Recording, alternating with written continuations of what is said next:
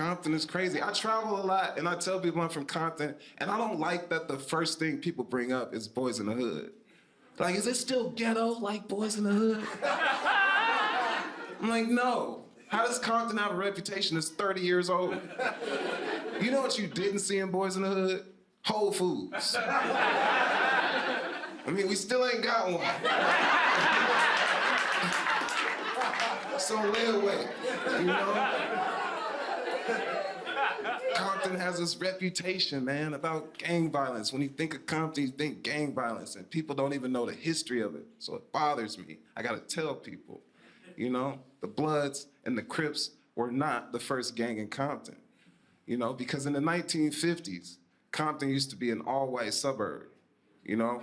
It was basically golf before Tiger Woods, all white. You know? And then after World War II, blacks and Mexicans started to move into the city because at the time, that was one of the few places they could get a house. And white people was like, fuck that. They started a gang called the Spook Hunters.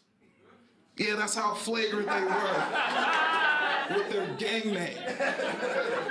It's like, imagine if before the Crips rebranded, they were called the Cracker Crackers.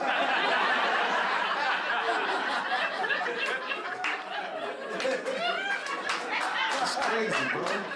This is true, you can look it up. They were called the Spook Hunters. And so the Bloods and Crips were established as a form of protection against them. They were like, hey, don't come over here with all that, right? The Bloods and the Crips were a response to the Spook Hunters like Android was a response to iPhone. You know? And then the Bloods and the Crips just got really good at gang. Here's how good the Crips got at gang. White women are Crip walking on TikTok right now.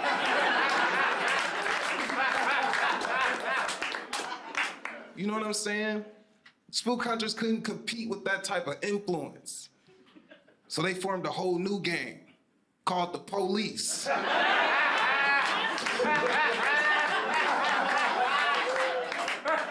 So what set you claim? LAPD?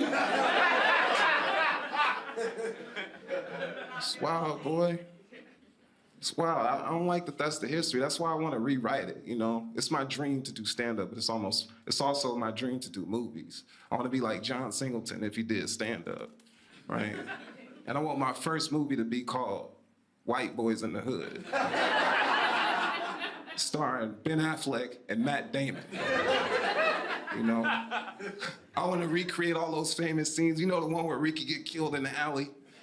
Instead, it's Zac Efron. You know? Matt and Zach are side by side walking down the alley, aimlessly scratching lottery tickets, drinking whole milk. You know?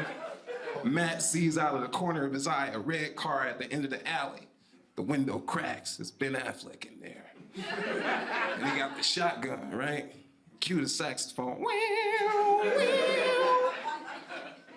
Matt turns to Zach. Zach doesn't see it coming, so he goes, Zachary!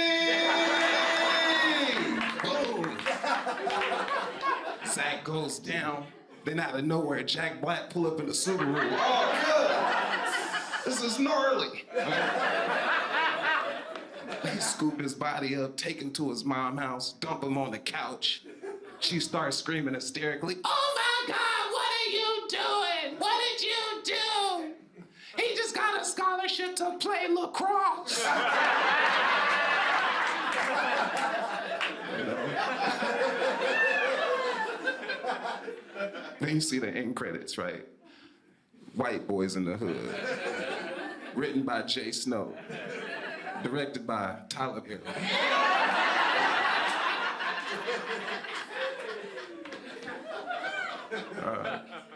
Compton is predominantly Mexican now, like most places in America. You know, Mexicans are dominating. Like McDonald's, for example. They have monopolized McDonald's.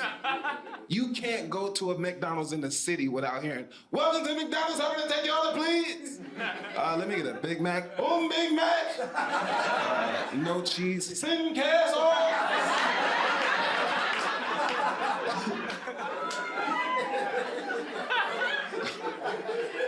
That's the best English you gonna get in there, dog.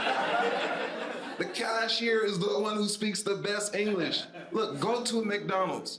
The further into the restaurant you look, the less English they speak. You can't talk to the nigga on the fries. He's not even supposed to be in the country.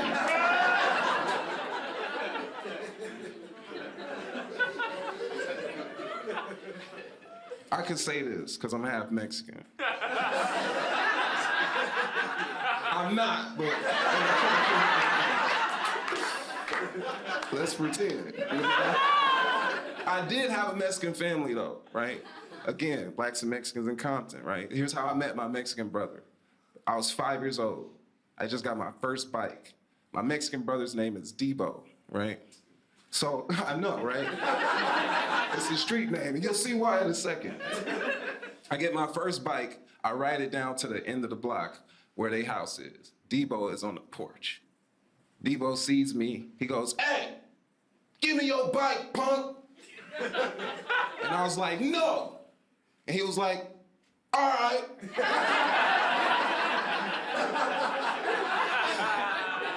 And then we became best friends. You know, it was an attempted robbery that ended in brotherhood. And I got to spend a lot of time with them, man. I learned how resilient Mexican people are because they spent the night at my house. I spent the night at their house for years. Years I would go over their house. I ain't seen these drink water one time.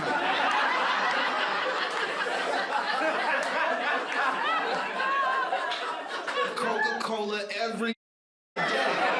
You hear me? Shit was wild, bro. I spent a lot of time with them. I love my Mexican family. I learned everything but how to speak Spanish. Because it's hard, man. And people be like, all you gotta do is be around some Spanish speakers and you'll learn it over time. No. It's not true. Because Mexicans who speak Spanish treat Spanish the same way black people treat spades. You better learn that.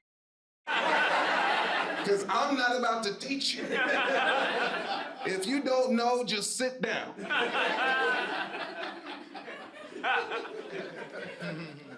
One time, his older brother's named Gerardo, right? One time, Gerardo got mad at me. He confronted me. He was like, "Hey, fool, you've been around us for a long time. You don't know how to say baño?" It's like, nah, this mother be asking for tacos and enchiladas. And Debo was like, chill. And then he switched to Spanish, because, you know, that's what they do when they say the shit they really want to say. He was like, nah, that. Lo único que este güey sabe decir es quiere comer. Nada más.